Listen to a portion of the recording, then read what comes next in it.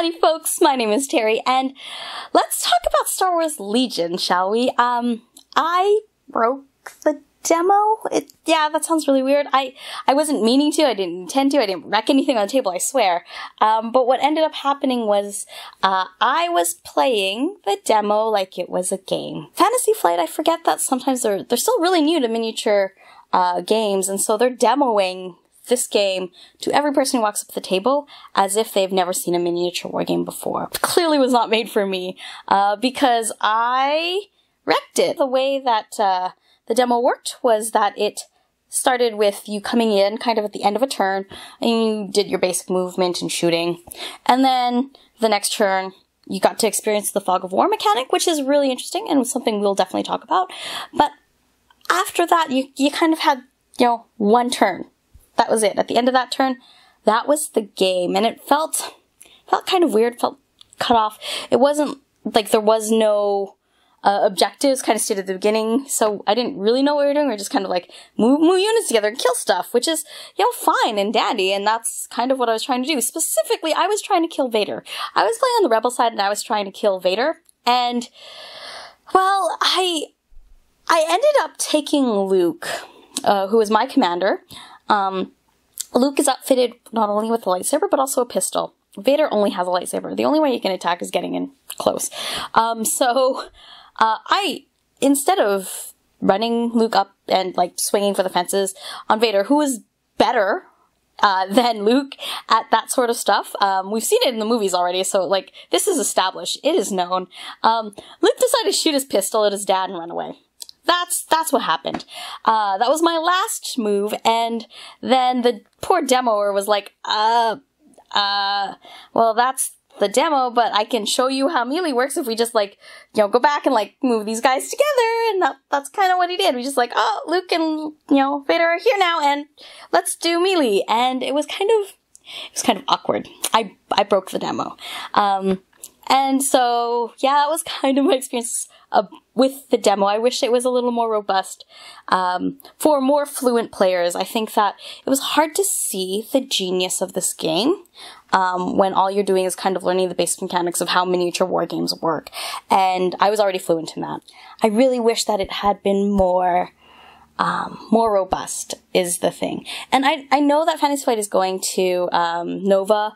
I hope they run a different demo out there. I hope they run something that's a little more, little fuller, a little more robust, with more choice for players to make, because it just didn't feel like I had choice.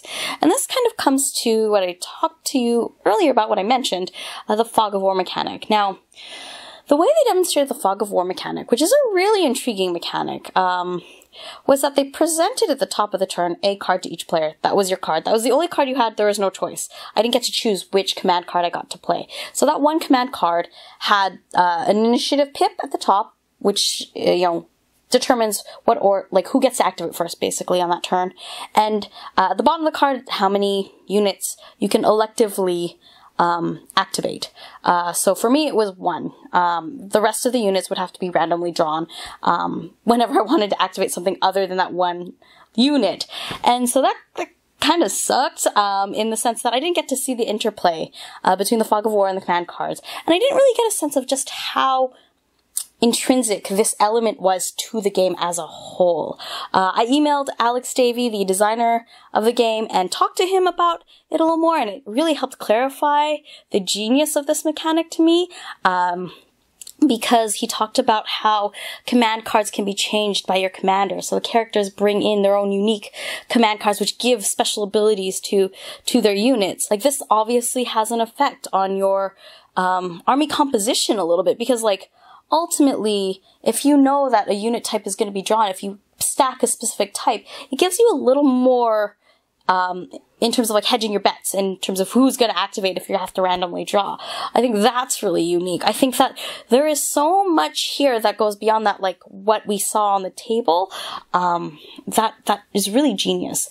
And I think that when you layer on, objectives into this game, there's a lot there that you can really chew into. So I think that this game is going to be special, obviously. I think it's going to be really great to get people into the hobby. But I think there's something else that's really special about it, and that is that this game has meat that wasn't shown in the demo. This game had these little elements sprinkled in that I could see on the periphery were there and that were genius. Like when I did the press preview of this game, there were pinning tokens on the table. Like suppression fire is a thing.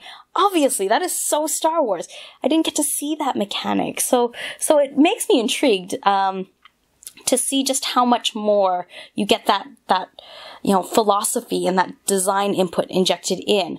The way the demo played, it felt a lot like, almost too much like a game of like old school 40K. Like, you get your guys, your star set, you move around, you roll dice, and woo! Mini war game. I wanted this to feel more unique, and I can see the uniqueness. I can see the genius, and it just wasn't showcased. And that was the only qualm I had, other than the fact that I broke it.